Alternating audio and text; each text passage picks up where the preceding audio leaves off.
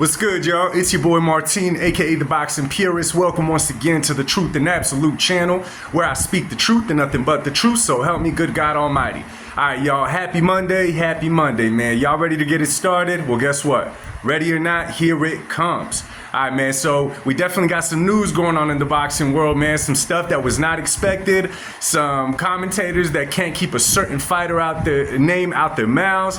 Let's jump right into this one, man. First, I'm going to jump off with, I'm sure you guys heard by now, right? The possible opponent for Terence Bud Crawford. Are you guys ready for this one? The opponent that's looking like it's going to be for Terence Bud Crawford. Well, I shouldn't say it's looking like. The fighter that's named that they're going to try to get for Terence Bud Crawford to fight for Mr. Jive Turkey is none other than, drum roll please, Gennady Golovkin. Gennady Golovkin?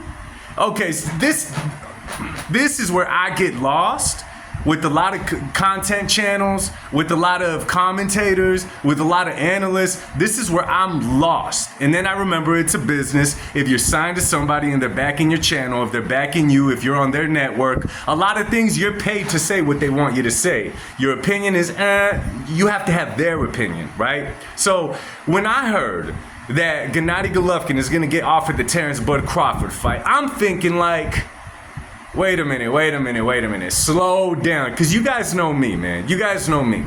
Do whatever you want in the world of boxing, but keep it consistent, right? Keep it consistent. If you say this fighter was too old for this fighter, then he damn sure is going to be too old for this fighter as well, okay? So, and what I mean by that is like, okay, Gennady Golovkin. It's been how long since Gennady Golovkin was Gennady Golovkin, right? Okay, let me say it like this.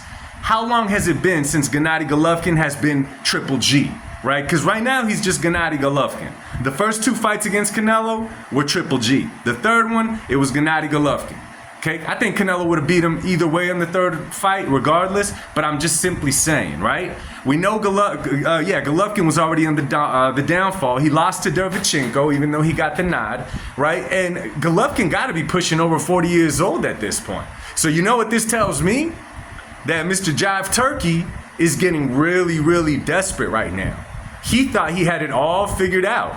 He said he saw the pound for pound rankings and said that's the guy. Speaking about Terence Bud Crawford. Well, there's the only problem with that guy. Although he's great, although he switch hits, although he does everything good inside the ring, he's strong, he could box, he could fight, he could do it all. The only problem with Terence Bud Crawford is that he does not sell. You have to get him a very popular A-side or B-side fighter, in order for him to sell. The fight against Errol Spence, I'm willing to put money on it that the majority of the people were rooting for Errol Spence Jr. He's the one that brought the people, and against Crawford, it just looks better, okay? There's only a couple of fighters you could do that. Of course, anyone you match up with Canelo, it's gonna be an event. But who else out there? Maybe Boots Ennis, but then again, Boots Ennis is known amongst us, the boxing fans. He's not known to the casuals. What are you gonna do? Make Terence Crawford versus Ryan Garcia? That'll make it a hit because of Ryan Garcia. What are you gonna do? I mean, you're running out of options at this point. My thing is, where's all the commentators saying, yo, Golovkin is too old for Terence Crawford? Yo, and I know how they're gonna try to sell it. Oh, but he's gonna move up in weight. Listen, that's already been done. If you guys remember, years and years ago when it was Triple G, a 147-pounder by the name of Kell Brooks stepped up to the plate and fought Triple G. Yeah, he got his face broken, but nonetheless, he did pretty good while the fight lasted. I'll never forget watching that. We were all surprised that he jumped from 147 to 160 to fight Triple G, and he did pretty good in the fight. Yeah, he got stopped, but he exposed Triple G on a couple of things, which other fighters later exploited, obviously, right? So, how I see it, they're running out of options. So now I'm waiting for all these analysts that love taking shots at other fighters for how they move in their career. Okay, where are you guys talking about Terence Bud Crawford not chasing the Boots Ennis fight? Where you guys at? Any other fight? Triple G? Really? Triple G? Get out of here with that, man. Get out of here with that, man. He's been done, bro. He's been done. Get out of there. Keep it consistent. Now, I want to talk about something else now. I like talking about this topic, man, because it gets a lot of comments going. It gets people going, and we start talking boxing. The channel starts going. Let's get right into this one, right? You got Timothy Bradley, who's obviously a Canelo hater, right? And then you got Showbiz, whose channel is doing phenomenal, and I always tip my hat to Showbiz. He's done great things in his channel. Y'all gotta remember though, if I'm not mistaken, Showbiz is now working with DAZN. So there's gonna be a lot of things that Showbiz is saying, or a couple things that he's pushing. It's different now when you got somebody backing you, okay? They have a lot to do with what you say and what kind of content you push out. So we got Tim Bradley so far that I've heard, and Showbiz, saying that Canelo better duck Mbilli, okay? The dude that just fought Derevchenko this past weekend in a pretty decent fight. He's a big dude, this and that. My thing is like, Canelo needs to duck him? And this is where they lose me. I would not mind if they said, yo, man, this is a possible future fight for Canelo, or, ooh, man, this guy will give Canelo problems. All those things are valid because we're all welcome to say an opinion. The second that y'all start saying Canelo better duck this dude, implying that Canelo ducks fighters, we already know what you're referring to, is freaking mind-blowing. When a regular casual fan says it, whatever, it's expected. They're gonna say what they're gonna say, the same mouth is gonna keep coming, and it's expected from them. That kind of chatter is not expected from a former boxer, ESPN analyst, Timothy Bradley. That kind of talk is not expected from someone as knowledgeable with a great channel like Showbiz, right? Why go that route? How come y'all don't say, this is a perfect fight for David Benavidez? How come you guys don't say that? How come y'all don't say this is a perfect fight for David Morrell? How come y'all don't say this is a fight for anybody? Eddie Pacheco. There's a lot of people at 168, not just Canelo Alvarez. Now I understand. Trust me, I understand. The second that we talk about Canelo on our channels, on anything that's coming out, people are watching. We're all just proving that Canelo is the face of boxing. I get it. You're going to keep mentioning his name, either good or bad. But damn it. Yo, stop with the duck stuff already, man. Every time I hear that, it's almost like I can't have a conversation with that person. If your idea is that Canelo is ducking a certain fighter, or needs to duck a certain fighter, given off of what he's done in the world of boxing, off of his resume, off of what he's accomplished, to hear duck, I'm just like, I was gonna have a conversation with you, but that just went elsewhere. I can't. This is not gonna go anywhere, right? This is not gonna go anywhere. Why so much hate on Canelo? Listen, just because he's the face of boxing, it doesn't mean that he is boxing. There is so many fighters out there that are unactive, that are not doing nothing in the world of boxing, not even close to the level that Canelo's at. Why don't we press them, right? And there's a world of excuses, but I'll be real. Why aren't we pressing Shakur Stevenson? Why aren't we pressing Teofimo Lopez? Why aren't we pressing Devin Haney, even though he just had a fight at the Orange County Carnival? Why aren't we pressing Tank Davis? Why aren't we pressing... Dude, I could go on and on and on and on. Why aren't we calling them ducks? Why do we strictly save it for Canelo? Why? I don't understand it. I don't understand it, man. And again, say what you want. It's the fact that they don't keep it consistent, yo. Keep it consistent to what you're saying, and I got no problem with it. And hell, it's America, right? It's a free country. We got the freedom to say whatever we want.